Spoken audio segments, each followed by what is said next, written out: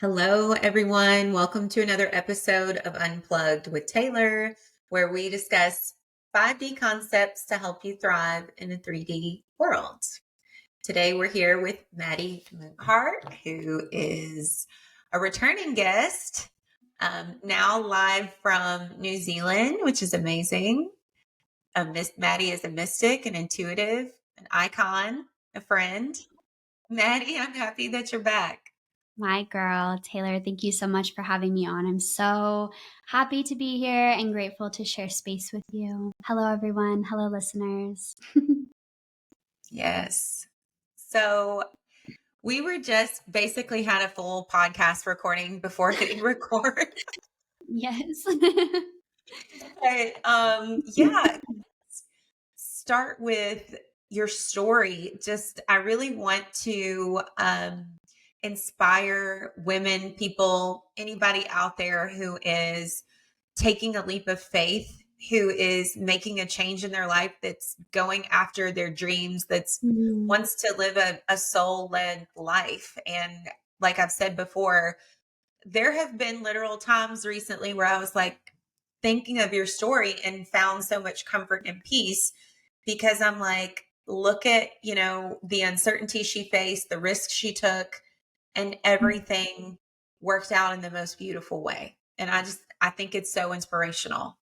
Thank you. Yeah, thank you. For anyone that doesn't know a little bit about my story, I guess I'll share. If we're talking about leaps of faith, one of the biggest leaps of faith that I took was leaving my corporate job, which I know so many people right now are feeling that call and feeling that urge to do something more and to seek deeper fulfillment and something that nourishes their heart and their soul. And so back in 2020, pre COVID, 1 month before COVID hit, I felt called one day to walk into my 9 to 5. I was working 12 hours a day. I was working in corporate America, sales and management, terrible structure, terrible employee wellness. I was so passionate about trying to make changes within that environment, within that corporation, but it wasn't received well. And I kept getting blocked with like, no, your purpose, your power, your gifts, your service isn't here. And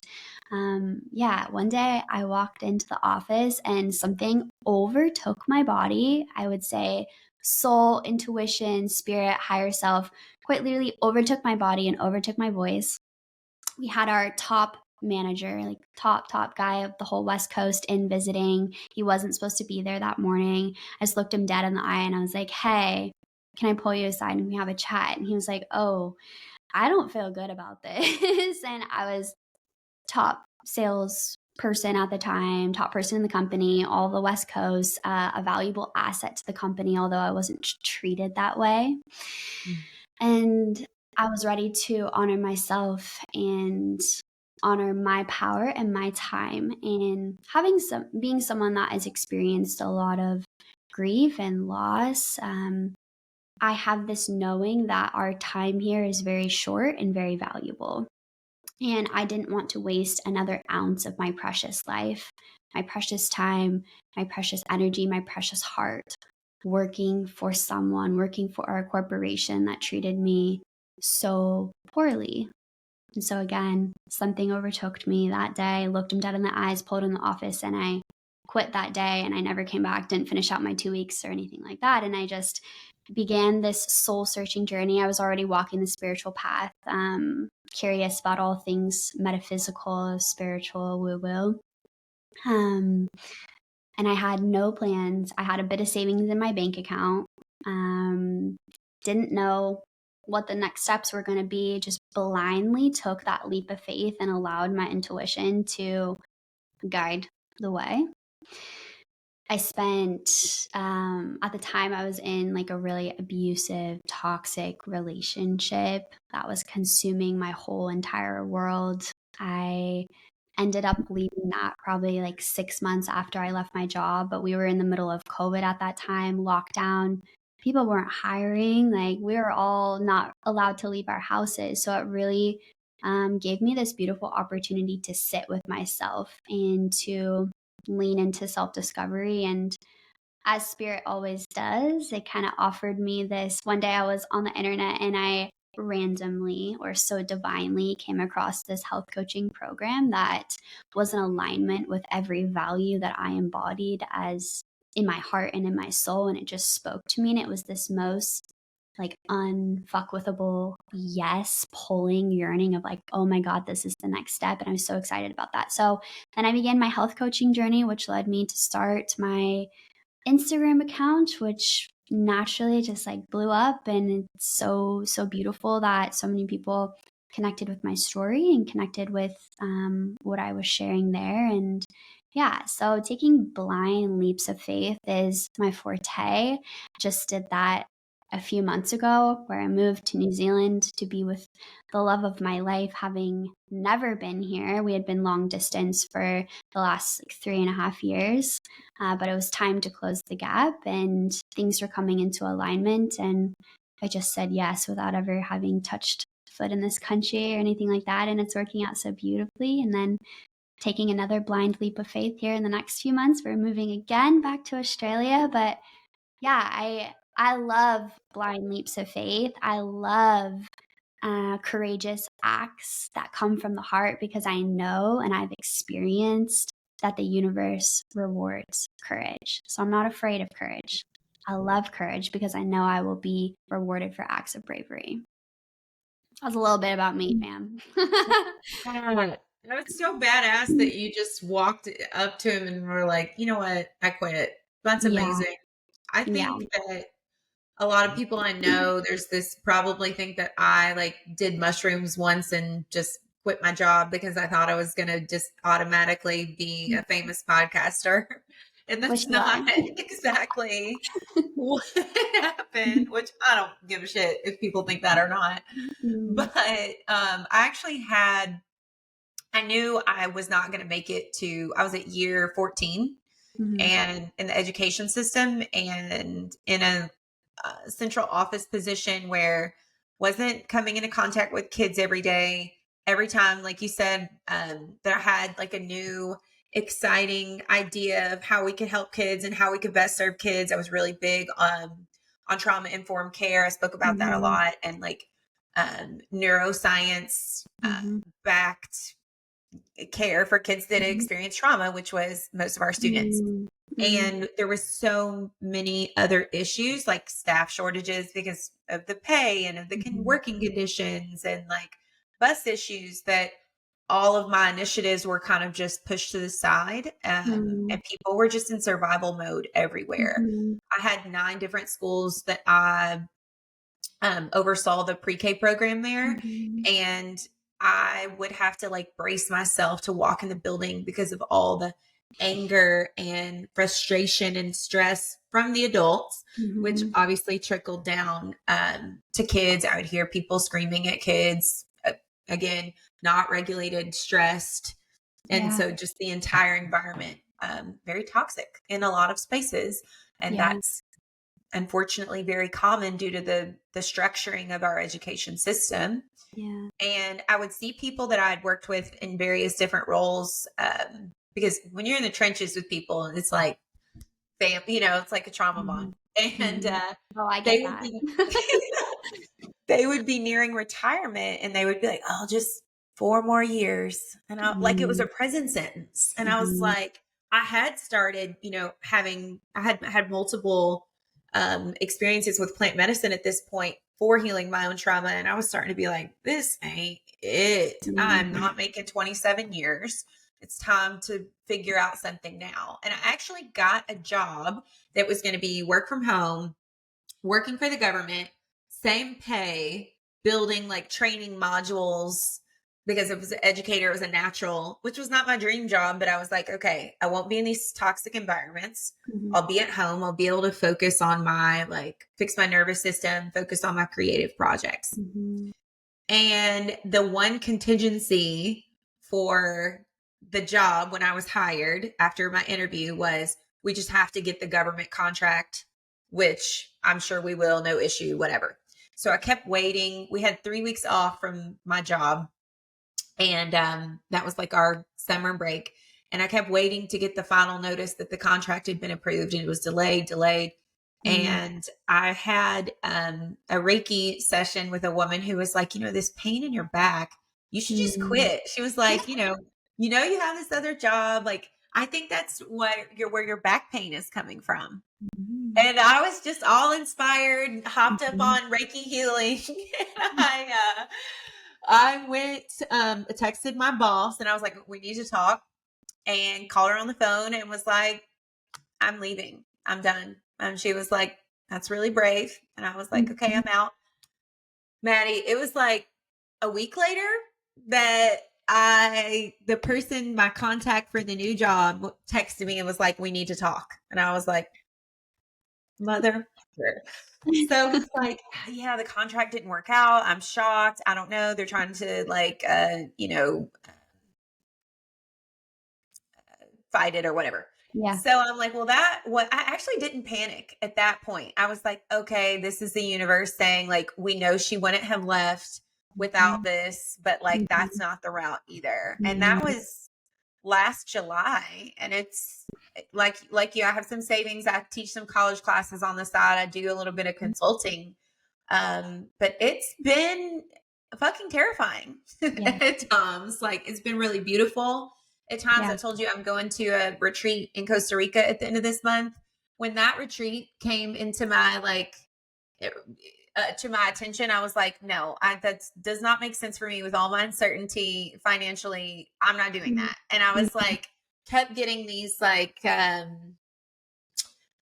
intuitive Little hits or download. whatever that I Yeah. should go. And I was like, okay, if you want me to go, the money needs to all but fall in my lap. And Mhm. literally a day later, I got a call about someone at a university with a family emergency. And they were like, could you take over this course one day a week for the rest of the semester? The pay would have covered the trip. So I was like, you know what? Wow. Okay.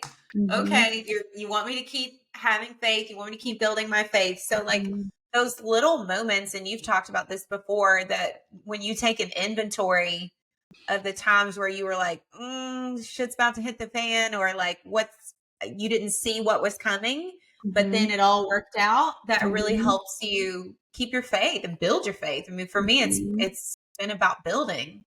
1,000%. How beautiful that the divine block, right? Like rejection is divine protection and redirection, and you are so supported. And I always look back of all the times in my life where it felt like it wasn't going to work out, and then it did. And maybe it didn't work out in the way that my brain was trying to make it work out, but it worked out in a way that was like beyond what I could have even imagined for myself, because that's the power of the universe. Like you couldn't have imagined that you would, how am I going to pay for this retreat? I feel such a calling to go, but how is that going to happen? The universe is like, buckle up, honey. You say yes, I got you covered. It's so true. I feel like when I first met you back in August, so that was right around the time where you were making really massive transitions in your life. And I feel so gifted and like so just like honored to know you. It's such a pleasure to know you and to witness your journey.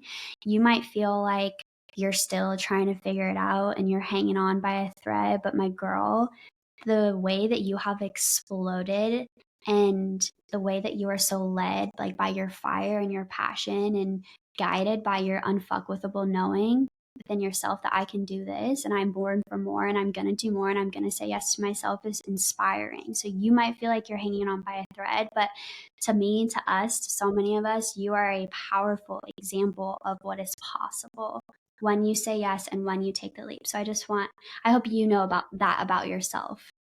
Received. Thank Yeah, you. love you. It's tough. It's tough. I love Mm. you too. I'm so thankful for you. I've been so excited about this because Mm. like I said, I've had a million rebirths since our last conversation, and you're like, girl, I'm having rebirths every single day. I joke. I'm like, Taylor, I've died 7 times by 7 p.m. Dad had been reborn 7 times by 7 p.m. every single day. Oh Yeah. my gosh. I think because I was so stuck in like the hustle culture and mindset that I didn't understand for a long time even the concept of integration. Like, Mhm. I would go to just a meditation event, a one night meditation event, and they were like, okay, everybody, be sure and integrate. I'm like, what the fuck are they talking about?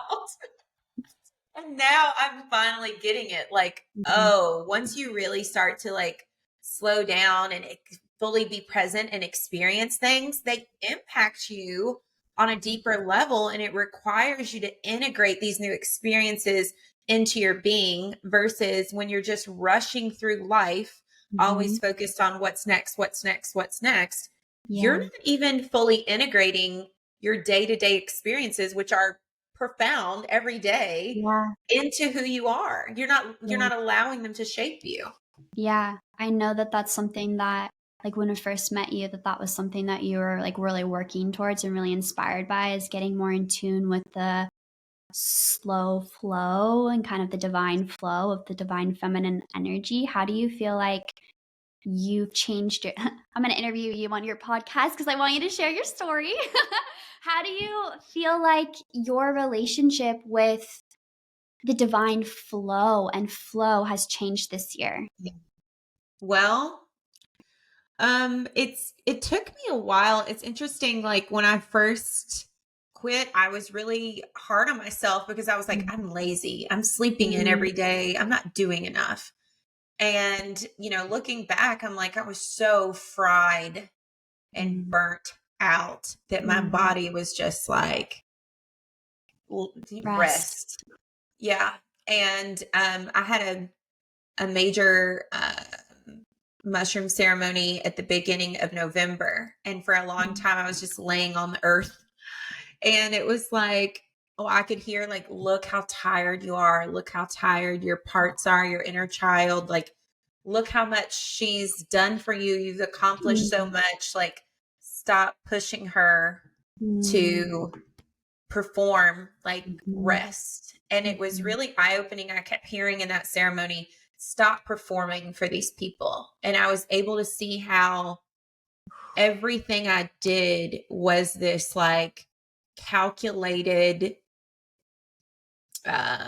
action of like me, accept me, validate me. Like I had no tools really for doing that internally. Yeah. And that was really hard. And it's still challenging because you're talking about a 15, 20 year habit Yeah. to try to change and to look at differently. But I've been thinking about this a lot lately. Like even when women are like, we'll call our skin and makeup routine self-care, and it is self-care, and I love feeling beautiful and whatever, Mhm.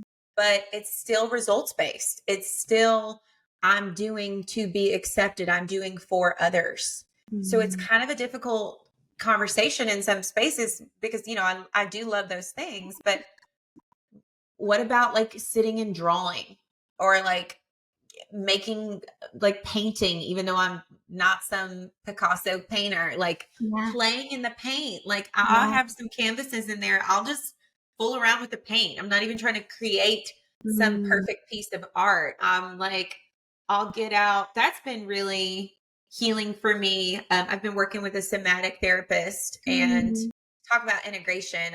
I Yeah. like die every week after the session, and he's like, okay, take it easy. And I'll just disassociate for like an hour after because it's so intense. But Yeah. like thinking about nurturing myself when that parts of me are being called for that has been huge. I mean, even something, and like maybe my inner child wants to color, maybe she wants to play in the Mhm. paint, maybe she wants to order takeout and watch like stupid mindless TV because it's Mhm. just been a lot today. Like, and Mhm. instead of this shame of, no, you can't eat extra calories, you have to, that all ties back to the performing for people. Yeah. Please pick me, please let me be Mhm. good enough, Yeah. please make me feel validated. And when you have no internal processes for that, and I think that's so rampant Mm. amongst women because of everything that we've experienced and the generational trauma that we're carrying too. Yeah.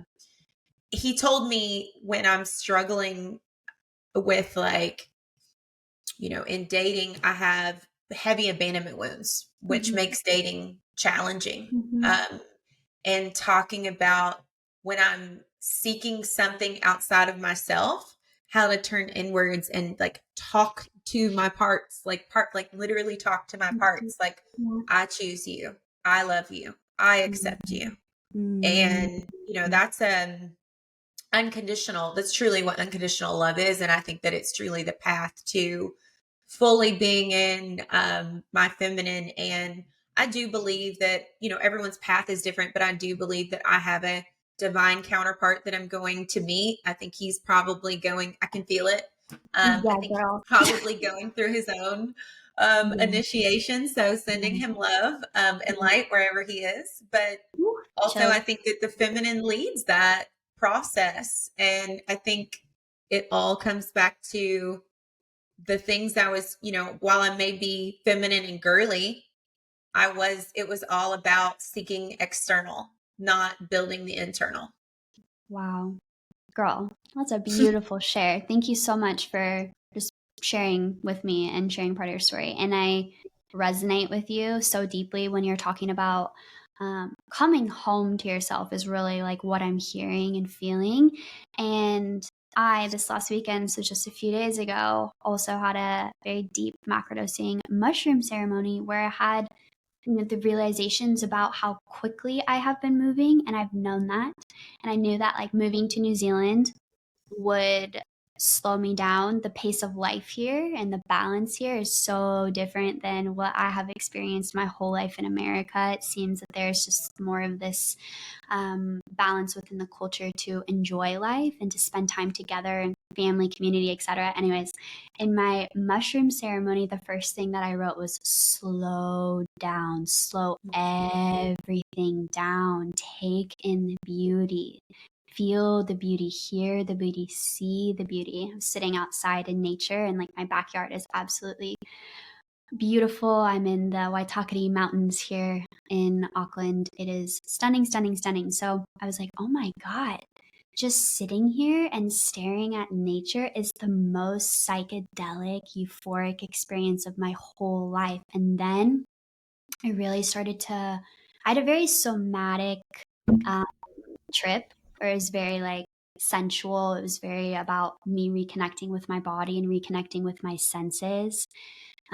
And so I slowed everything down. I grabbed some coconut oil. I sat in the sun and I just began to rub like my heart space. And I have these beautiful ritual oils that smell really good. So I like anointed my wrists and I was just like sniffing it and smelling it and rubbing oil on my heart and rubbing oil all over my body. And it just felt so good to adorn myself and to nourish myself in like a somatic way in the beauty of Mother Earth and nature. And so I had, yes, these similar revelations of slowing down, allow yourself to be held by Earth, and also this reconnection with my body is something that I've struggled with.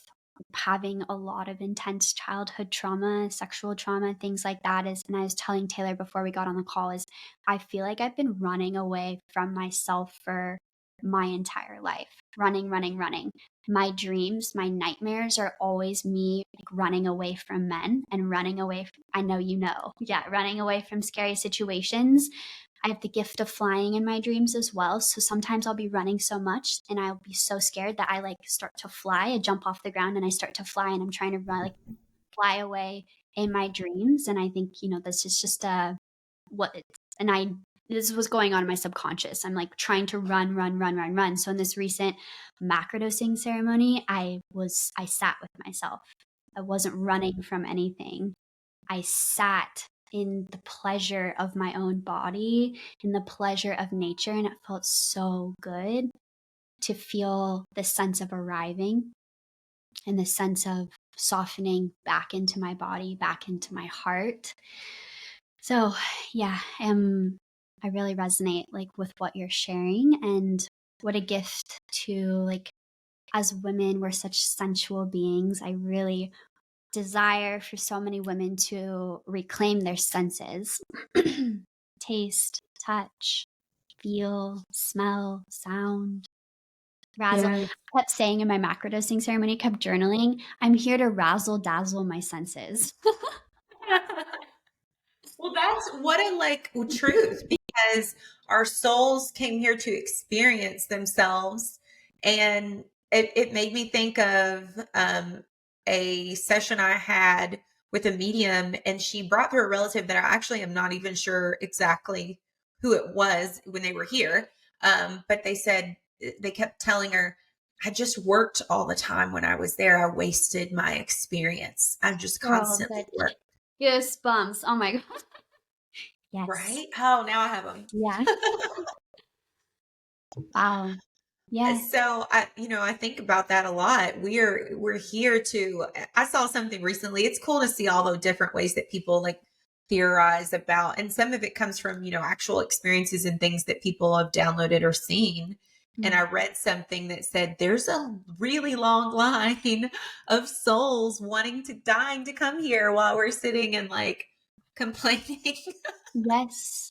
It's so true. The I thought that fraction, yeah, resonated. the fraction of a percent, it's like the it's not even close to even a 1% chance that we incarnate on earth, especially at this time. I was just talking with Luke yesterday, my partner. I said, what a gift it is that we got to be in this life together and we got to choose each other and we get to be in peace and love in this lifetime. I feel like there's been so many past lives of like working to get to the point of where I'm at right now that I want to relish in the beauty and relish in the sweetness of life and just be. I'm tired of doing, I don't want to achieve. I have this innate pressure, like you do, to always be doing and achieving. And I run an entire brand on my own. I run, a whole business on my own. So there is a lot of pressure to do and such.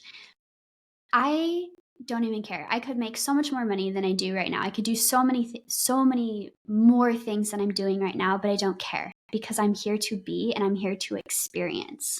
And I know that when I am 100 years old in my little bed, I'm going to be so grateful that I chose to be more and to experience more versus to do and achieve. I'm going to be so grateful that I chose life, that I chose experience. That's so true. Because how often are we chasing money? Are we chasing something because we want to feel, because we've been taught that that is what deems success. That's when you're winning in life. And we just want to feel enough. It Mhm. from, sometimes comes from a place of not enoughness, Yeah. like not enough money, not enough work, not enough accolades, not enough success. Mm, yes. Yeah. Mm. Success to me is joy, it's happiness, it's feeling alive and connected to my body, to my soul, to my lover. Like, yeah, success to me is not money, although abundance and money is so beautiful. Thank you, money spirit, for blessing me so beautifully. But yeah, no, success to me, it's love, it's joy, it's fulfillment, it's laughs within the home. It's high frequency, high vibrational love. Like that's success to me. Success to me is like I can hear my future babies just like laughing and rolling around with Luke on the floor and playing, and we're nourishing ourselves with like a beautiful meal and our beautiful house surrounded by nature and just that joy frequency, the love frequency. That's what I'm attracting and calling in. That's success to me. Yes. That's a Um, rich life. That's big. That's a big like shift in conditioning. And I think that's a big part of coming back into the feminine. And it's something that I'm still go back and forth with. I actually wrote over on my whiteboard just a thought I was having last night about how difficult it can be to lose sight of gratitude, like Mm, for where we are, because there's so many people that would love to be there. I mean, just like you were saying earlier, I was watching an influencer that I follow, and she shared a really heartbreaking story about a miscarriage. And my mm, heart goes out to her, and she was talking about like looking on her For You page is so heartbreaking because now it's everybody with their all their babies and their baby stuff, and she was mm, struggling with that. And I had this thought, this part of me that was like, well, at least you have this amazing husband who's been there and loved you. You know what I mean? Like I found myself looking like she has so much though. She has so much Mhm. success on here. She has this amazing husband. She's Yeah. sitting there in her situation looking like, oh, I see these people with these families. I want that so bad. Like Mm. we're all sort of looking over at what we don't have. Like that's a Mhm. really challenging I feel like it's just natural in our human vessel to not have to come back and forth with that. Like that's Mhm. just something that kind of like being back in the society versus in a mushroom ceremony. In the mushroom ceremony, you're like, it's all here, gratitude.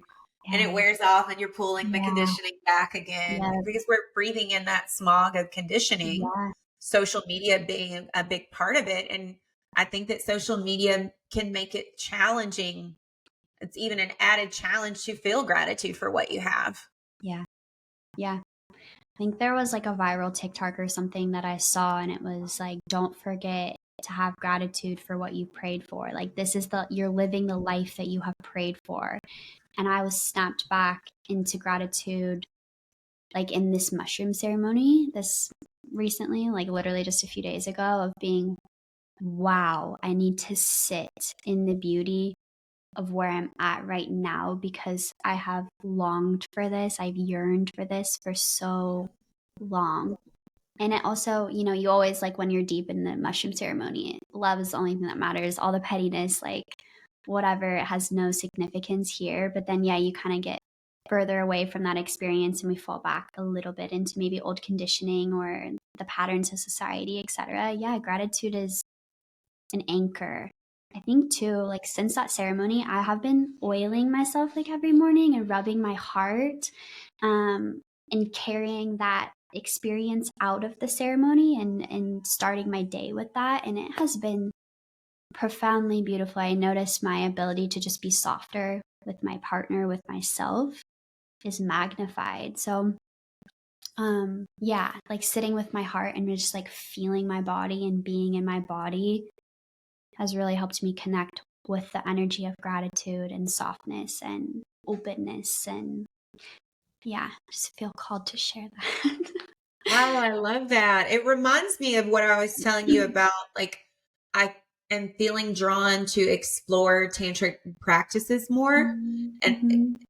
it just seems like I think I had an assumption before that it was only about sex, Mm-hmm. but in fact, it's about like fulfilling self, giving to self. Like, Mm-hmm. whether you're single or in a partnership, that's so important to feel that fulfillment. So you're not operating from lack and, putting this extra pressure on the other person. And I think that when you are single, that it really allows you to have more discernment in your choosing of a partner because how many people I went to a women's dinner recently and a woman was vulnerable enough to share like she had had a divorce and she went through a divorce and was happy being alone, but she was like, I wish sometimes that somebody would like play with my hair or like Yeah. touch my leg or something. Like we need like touch is a human need. Like we Yeah. need that. And so I was just thinking about like some of the like tantric practices are about like connecting with yourself, Yeah. like giving that affection, that love to yourself. Like there's so much to it. And I think Yeah. that the power is what the word that comes to mind, power Yeah. in providing that for yourself versus seeking and waiting and needing that outside of yourself. Totally. That's so beautiful. Like power and wholeness, finding that wholeness like within yourself. Yeah. But you're right. I mean, she's right too of like we are born and bred for connection. And we do yearn to experience life and to feel life with another, where it's just part of our human nature and our programming. So if you also find yourself like yearning for that divine counterpart and yearning for that love and yearning for that physical touch, comfort, and things, that's okay too. Like that's so human of you. I have deep gratitude for my female friendships. I'm such a physical touch person that we have a lot of platonic touch, like through in my female friendships, where we we massage each other, we're holding hands, we're playing with each other's hair, we're hugging each other, we're just like holding on to each other, and it feels so good. Like, if I don't know if you had those experiences when you were a little girl, but it like is kind of that going back to that energy of like when we were little girls and we would play with each other's hair, have like a massage train on like side on the playground and things like that. Of yeah, and our senses are so important as human beings. And mm, I at the last group journey that I did, there was an older man there who was one of the facilitators that had a lot of like father energy. mm, Um just the sweetest guy, and he also very, could feel energy, and without me even telling my story could just feel the energy of, I didn't have a strong father figure or mother figure, and he was like, "Can I braid your hair?" oh my I'm gonna god. cry thinking about it because Yeah. it was so beautiful. But he sat and like French braided my hair. Mm, And it was just this really, he said when his daughters were young that he took a class to learn how to French braid so he could braid their hair. And it was just this beautiful, like fatherly energy. And it really opened my eyes.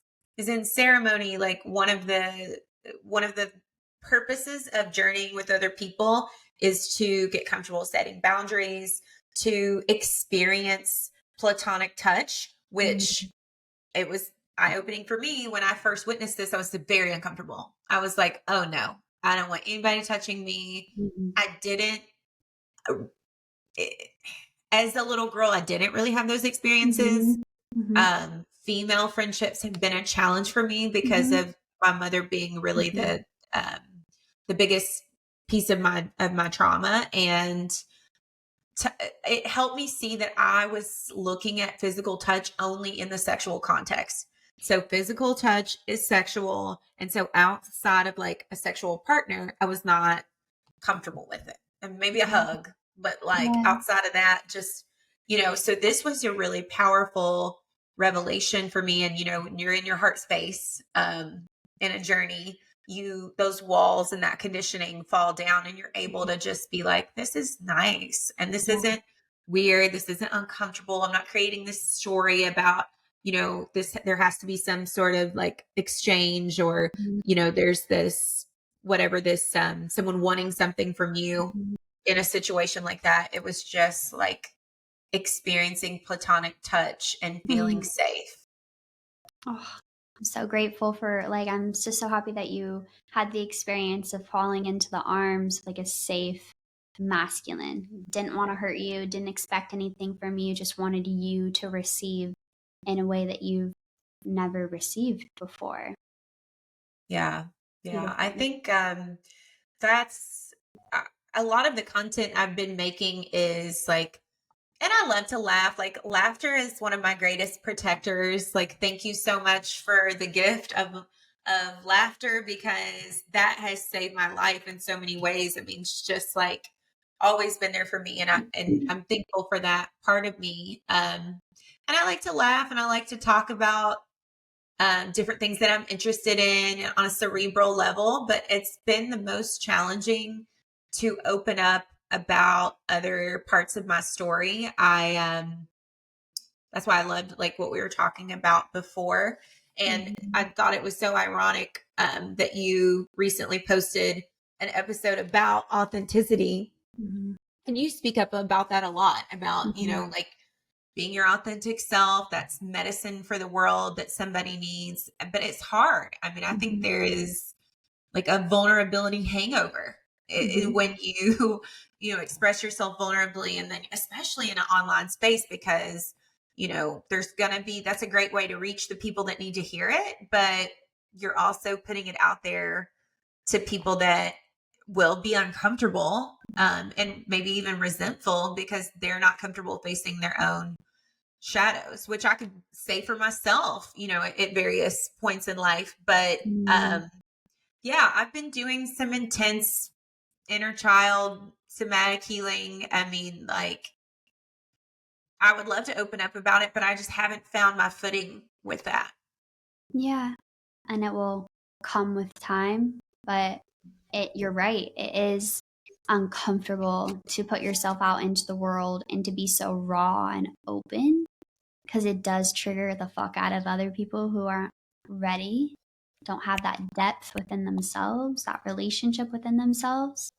I resonate with that. I was telling Taylor before we got on the mic, I was like, I just put out the most vulnerable podcast episode that I've ever done. I've had my podcast for a year. I've had my platform for over 4 years now, and I've shared bits of my story. And when I share bits of my story openly, authentically, vulnerably, yes, there's sometimes it's not met with the best energy, but most of it, I'm so supported, and it creates conversation and connection. It creates like, oh my God, wait, that happened to me too, right? So people are then in my DM sharing their stories. They feel safe. They're like, oh my God, finally, like I'm not alone in this experience. What? Like, no, our stories really mirror each other. They look different ways, but the root of our issues are so similar. We have such similarities and commonalities. And I believe that we heal through story. I believe we connect through story.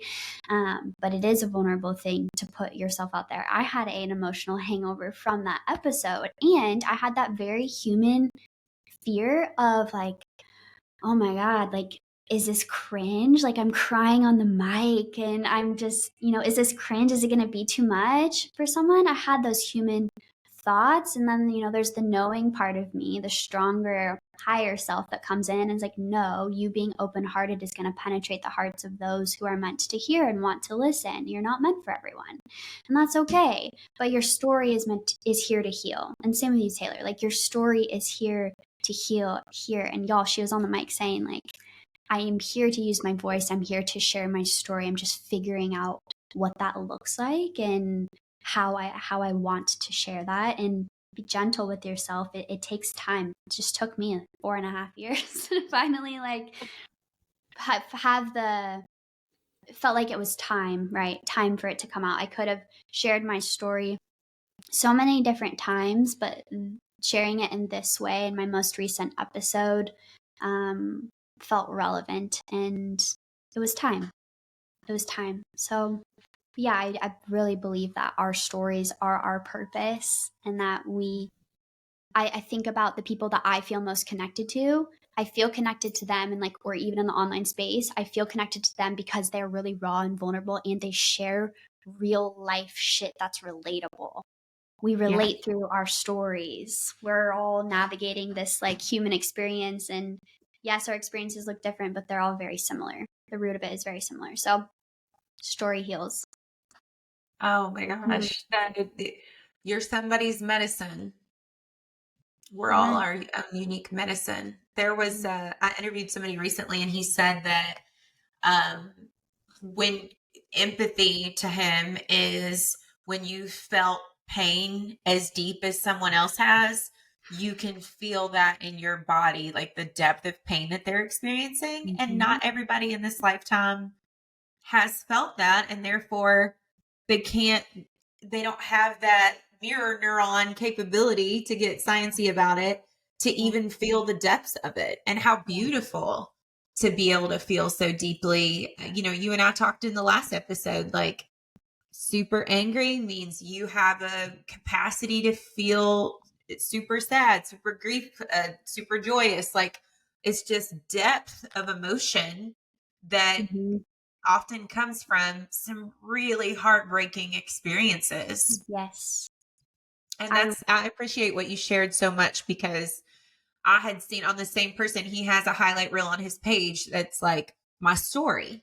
And he has pictures of him at different ages, and he just like gives a blurb of what was going on. And it was powerful. And I was like, oh, I want to do that, And I found another thing that was coming up for me in relationships when I really did an inventory was I wanted so badly to be seen. I wanted somebody to get me. I wanted somebody to like, I'm going to cry now, understand me. And so that was kind of creating this like, it was causing me issues in relationships. So I finally was like, how can I do that for myself? Like, how can I do that for my parts on my own? And I did like, apparently to make a highlight on your page, you have to post it on your story.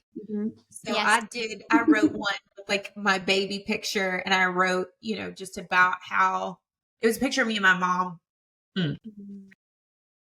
And I was vague, but I just said that letters to myself, and that, you know, if I could talk to myself at that point, I'd say that I think that my mom, when she said that was the best day of her life when I was born, that she really meant that. And that she really wanted to be a good mom.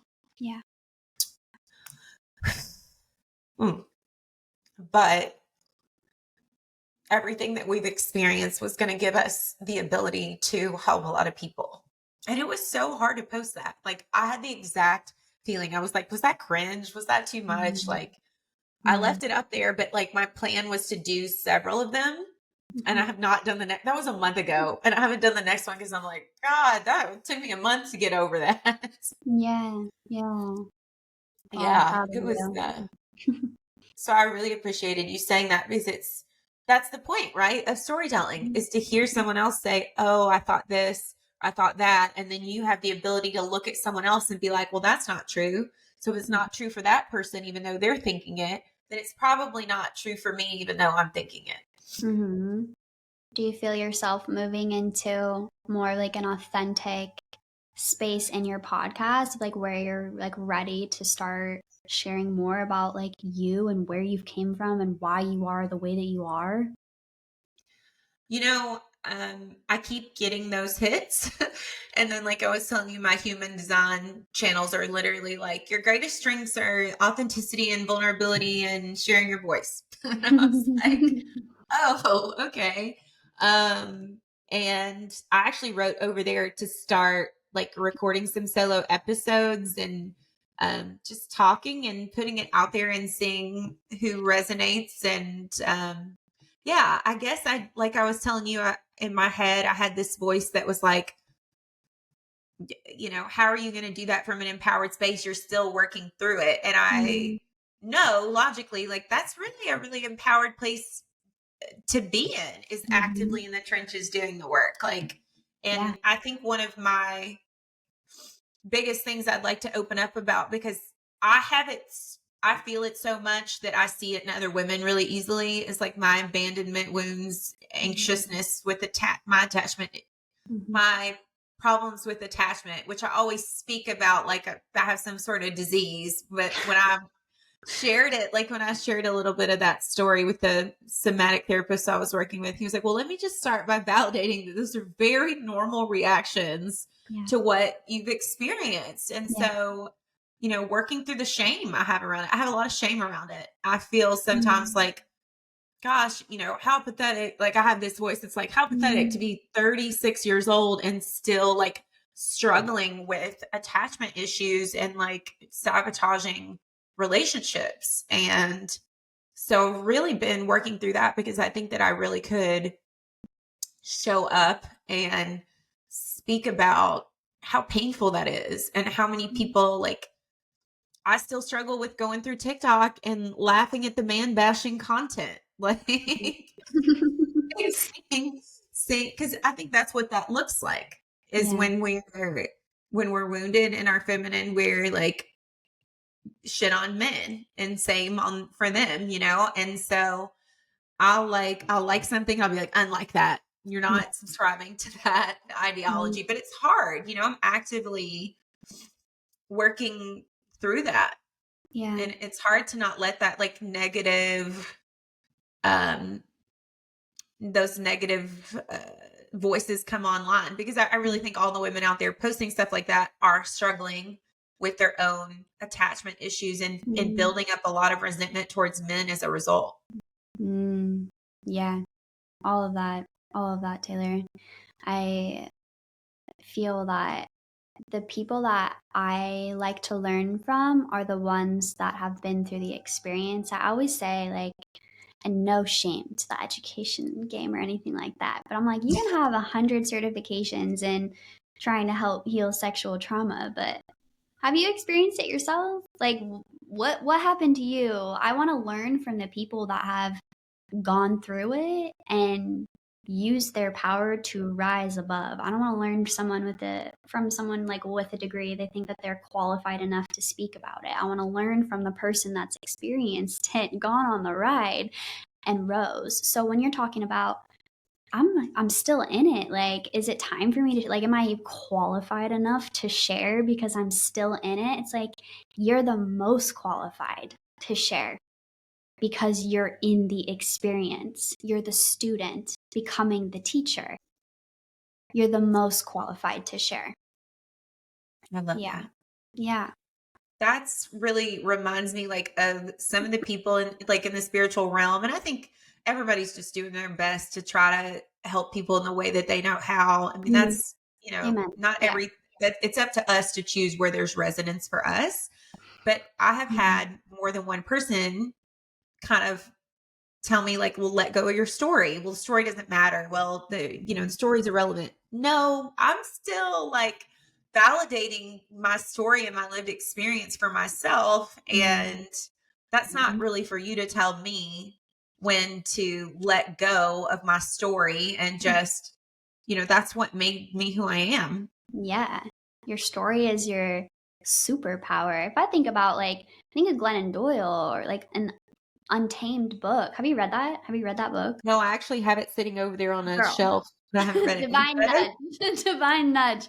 Yeah, but I think about, like, that whole book is about literally her just showing up and telling her story, and it created such a massive widespread like impact within the feminine collective when it came out. Your story is your superpower. We can change our relationship to what happened to us and the way that we show up in that story. We can redefine that story. We can change the way that it means and like how we want to share that. But no, it's a superpower. I personally, although I've been to hell and back 10,000 times, I'm so grateful that I have that story to share because it also helps me connect and relate to people, not in a trauma bonding way, but in a way of where, like, I'm, again, like you were mentioning, able to hold deep space and empathy because I've been there too, or they've been there too. So our story is magnificent, and it doesn't, yeah, we're not throwing any stories out the door. I remember in Bali when you shared something with us at the table, and I Mhm. came to you later because I was like, I felt like I didn't hold enough space for you in that moment, or I Mhm. like could have spoken up and said, like, me too, or whatever. And you were like, I appreciate that, but I don't need, I'm at a place where with my story where if I see that there is like relevance or I feel called to share something because of the context of a conversation or whatever, or to, connect with someone or have, for whatever reason, but I don't need anyone to validate it or because I've done that. And I thought that was a great response because I think too, as it empaths, like we're like, oh, I want to make sure that I'm validating. We're always doing that for other people and Yeah. have the hardest time, in my opinion, doing it for ourselves. Yeah. Oh, I appreciate that share. And I so deeply appreciate your heart. And I knew that you wanted me to feel seen and heard. And it was coming from, like, hey, I see you. I feel you. I love you. And as a sister, I'm gonna cry. As a sister, I want to support you. And I feel like I didn't show up in that moment to support you. But I'm like, girl, it's all good. We're good. I'm good over here. You're good over here. But no, it's so, again, that penetrated your heart because you have shared experiences and you feel it so deeply in your own body. What a gift it is to feel, what a gift it is that you have that depth of empathy. Yeah. Yes. Yeah. Yes. That It's brought us closer though. Like, we had our, I would say, like, we had a breakthrough moment sitting in the sauna, just sharing openly, you sharing your story, us just holding each other and talking. And it was so beautiful. at that point in time too, like I think that that trip was so powerful for me because Mhm. I was not comfortable with, like female, like you said, like sitting around and everybody braiding each other's hair and there being this like female bonding. Mhm. That was never looking back, I think, because it was not modeled for me. Like Mhm. with the state that my mom was in, she didn't really have friends either. Yeah. Um, and I struggled to make female friends as far back as I can remember. I had Yeah. several brothers. So it was just really good for me to be like, okay, basically create safety in my nervous system around that experience. Yeah, you can trust women, trust that, like, that, because I remember you were sharing, Sometimes. like, yeah, it's like, okay, you're nice, but like, what's the real shit going on? Like, when are you gonna show me your true colors? But it's like, no, there are good women out there that just want to love and support each other and hold space for each other. That was a catalyst trip for me, I think for everyone there. The it's so interesting to me, and I shared this in Bali, like, and I'm sure that you have it too, like the ability to always discern bullshit. Like, I Mhm. can see through fake platitudes. I can see through like fake friendliness when Mhm. that's masked judgment and criticism. Like, no matter what the person's saying, I know if it's genuine or not. Mhm. And sometimes I wish it didn't, because I'm like, oh, I really want to believe that this person is, showing up and being genuine and wanting to connect. But I'm feeling something's feeling off, and I don't feel safe, or Yeah. I don't feel trust. And I've had to work through, is this my trauma that tells me don't trust any women, or am I really picking up on something? And that has really strengthened a lot. And it's interesting because, like, in the online space, I have some friends and other like female creators that I know that, like, we like all each other's stuff, we're hyping it up, like there's just this like love of yay for you putting yourself out there. And then there's women that, like, even when I see that they viewed my story, I feel the criticism. Mhm. So it's like this task of leaving that with them, because it's Yeah. just a personal projection. But I Yeah. feel it. I feel every judgment, every criticism that has been masked with a friendly hello. Because, like, some of these are women that live here that I see at different Yeah. spaces, Mm. and having to just be like, that's her Mhm. issue that's her energy to keep. And that's Totally. hard It is for hard, me. the letting go. It's hard for me too. I feel you so much. Like, the gift of discernment and the gift of intuition is so beautiful, but boy, it's a ride. It is a ride because you can, yeah, see through bullshit. You dream about the bullshit. Like, if you try to avoid it, it's coming up in your dreams. It come up some way, right? Like, it's there. You can't run from the gift of discernment. You can't run from intuition. So yeah, learning how to, like, hold that energy and that emotion, or like, let it go, is such a challenge. But I do like what you say of like, that's, return that or send that to someplace better. Like, I send your bullshit to the light because I want you to heal, right?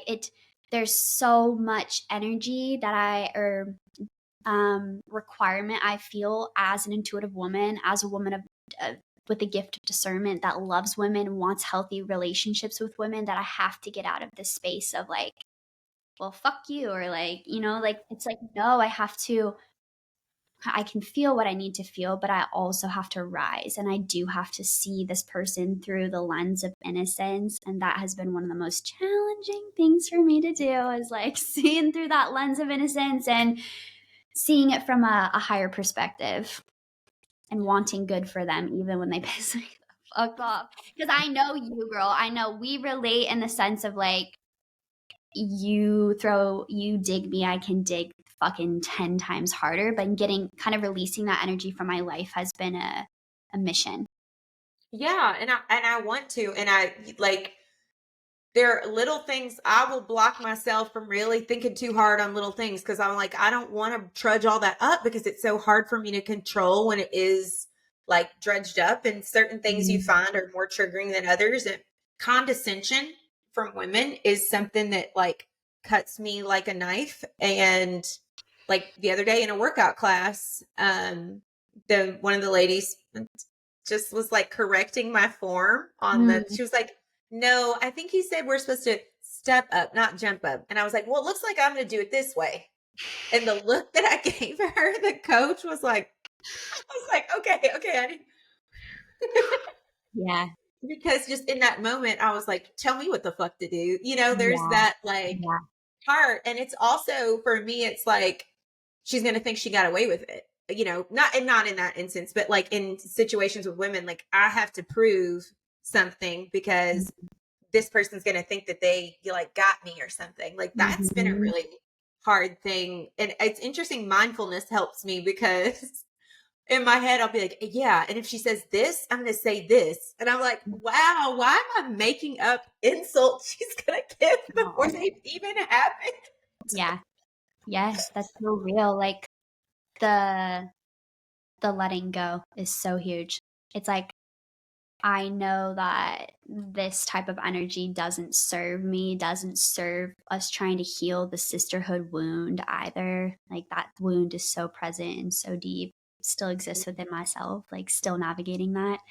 Um, but yeah, it's like now and I will say like mushrooms has really helped me laugh at things that I would have used to like become really reactive and like really triggered by, because the medicine has an ability to help us emotionally process emotional trauma and help us like let go and drop the walls around our heart and soften, etc. I find that like after every ceremony I become lighter and lighter, and my capacity to hold more bullshit or just like laugh it off is really growing. Even like some crazy shit happened a couple of days ago and I just laughed about it. Whereas a year, 2 years ago, I would have spiraled from it. So there's growth. I know there's been so much growth within you too. So I'm celebrating our growth, but it is a journey. That is, Zach, the guy I interviewed recently, he said I had commented on something, a post he made about like emotional reactivity. And had commented and I was like, yeah, the snaps are a little less snappy these days. And he said, the energy's transmuting. And I was like, oh, I love that, because it's like, it's not carrying the same punch. It's softening, it's lightening, it's everything you just said. And what it, like, you cannot put a price tag on that, on being able to finally break patterns, you know, that for years and years and years that you have really been a prisoner of. Totally.